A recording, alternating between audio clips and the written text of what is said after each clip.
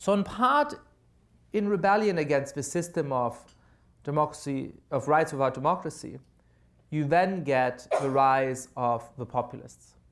I think the way to understand them is as wanting to institute, in the first instance, a system of democracy without rights, or illiberal democracy.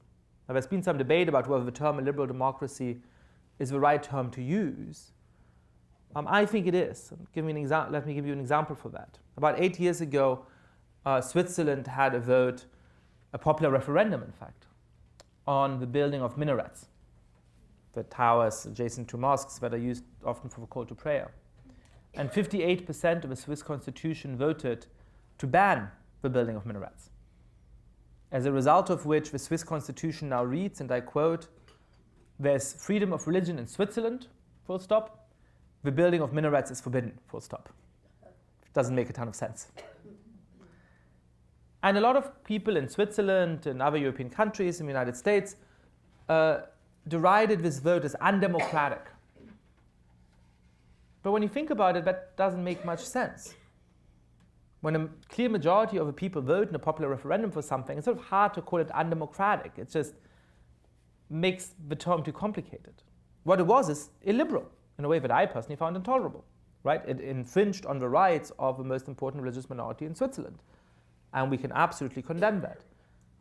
But what it is illiberal rather than undemocratic. Now, the people who are pushing forward forms of illiberal democracy are the populists. And that's another term that's sometimes in contention.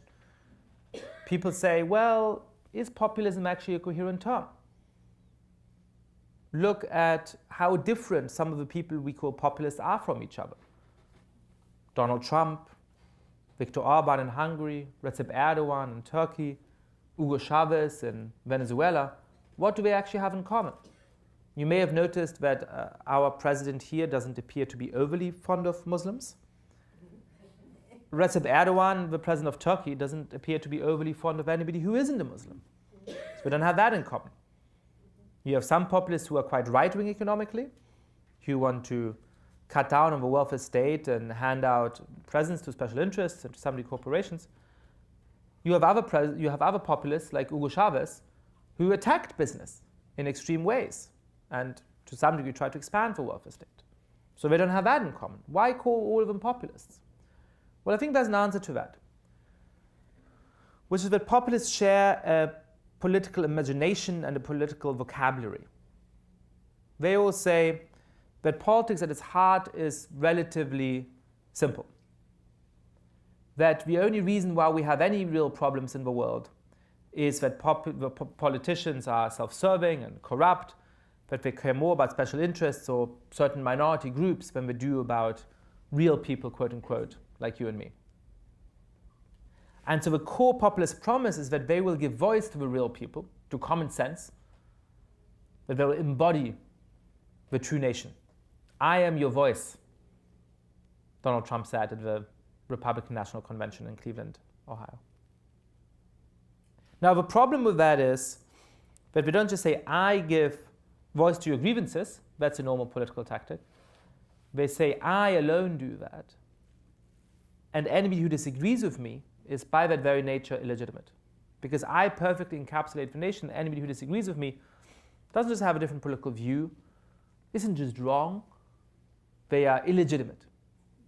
They are dangerous. They are un-American. And you see that rhetoric in every country where populists is at work.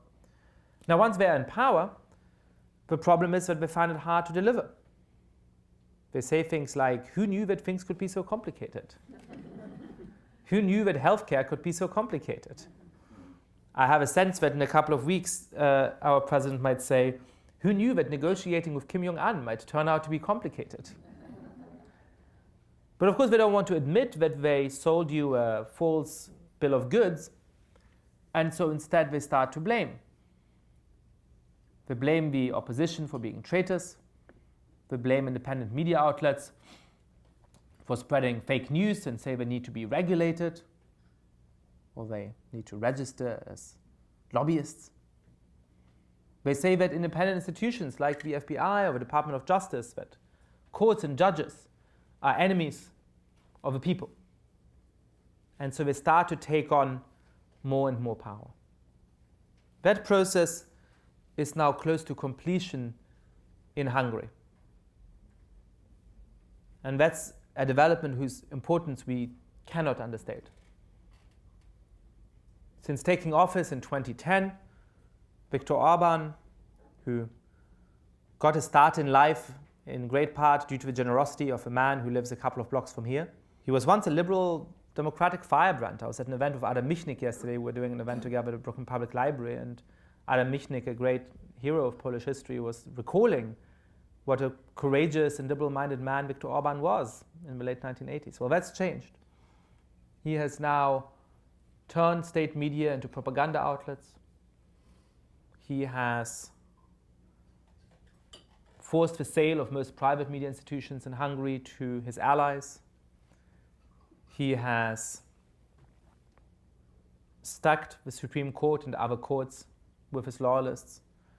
He has reformed the Electoral Commission to make it a partisan institution. He has threatened NGOs and independent academic institutions like Central European University with closure.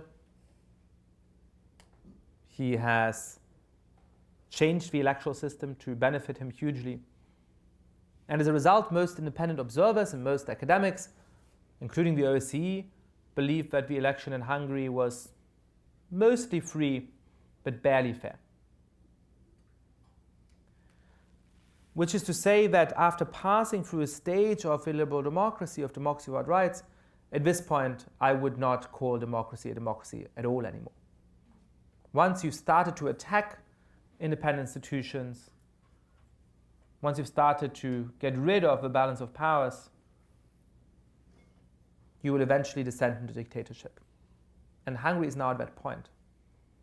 And this is why a small election in a small country in Europe, the third time a government is re-elected, is what my parents and grandparents who were schooled in socialist Poland would have called world historical significance.